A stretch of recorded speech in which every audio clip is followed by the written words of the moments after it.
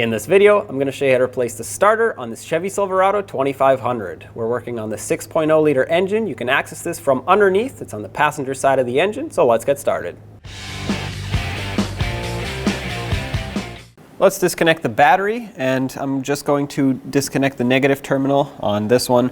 My truck has two batteries. I'm going to show you how to disconnect both. If you just have one, it'll just be this one right here towards the passenger side firewall right behind your coolant overflow tank. So let's grab a 10mm socket and loosen up this mounting nut that holds down the negative battery terminal.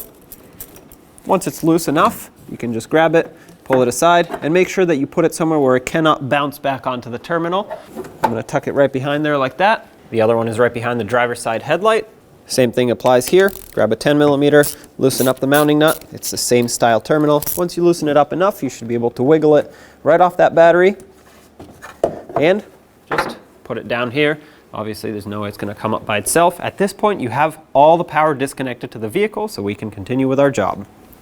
Now with our battery disconnected, you can reach in through the passenger side wheel well. You do not have to remove the wheel for this, and you can reach in with a pick of some sort. I have this long hook, and I'm going to disconnect this starter trigger cable, pull back on the tab, and pry the connector out.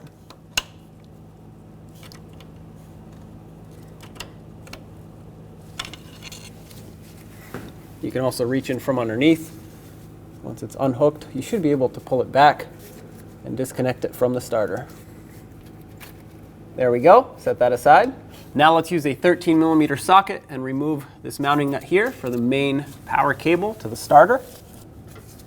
There we go. Shouldn't be very tight. Back that off all the way, and then we can remove the wire. There it is. Pull this wire off. Set it aside. Two 13mm bolts hold this starter on.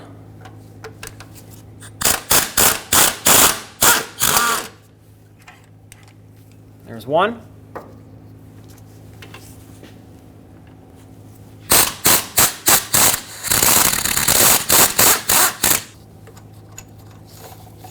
And two.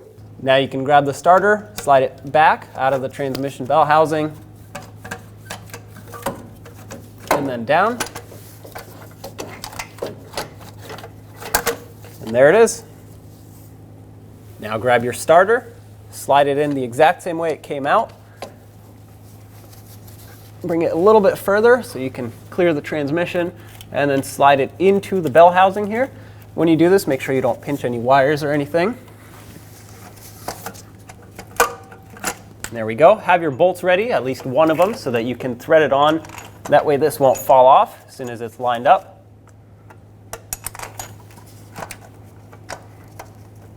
Both bolts are exactly the same, so there's no reason to keep them separate or install one in any specific mounting hole.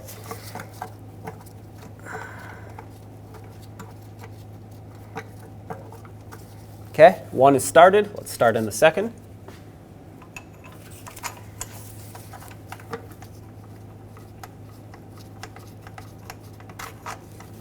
Snug up the bolts.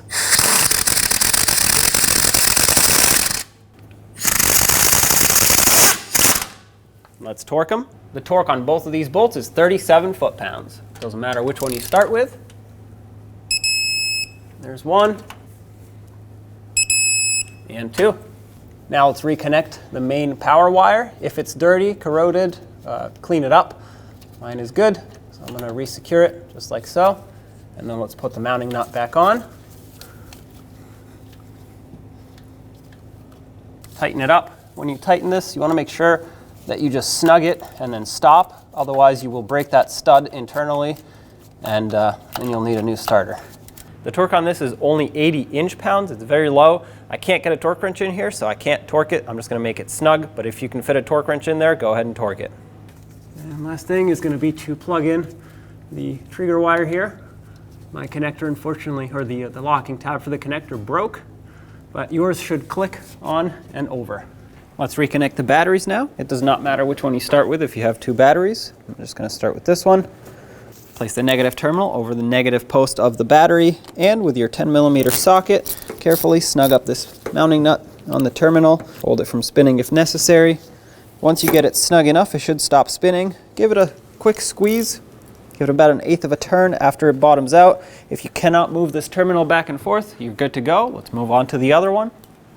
Grab that terminal, place it over the battery, and just like the other one, tighten up that 10mm nut.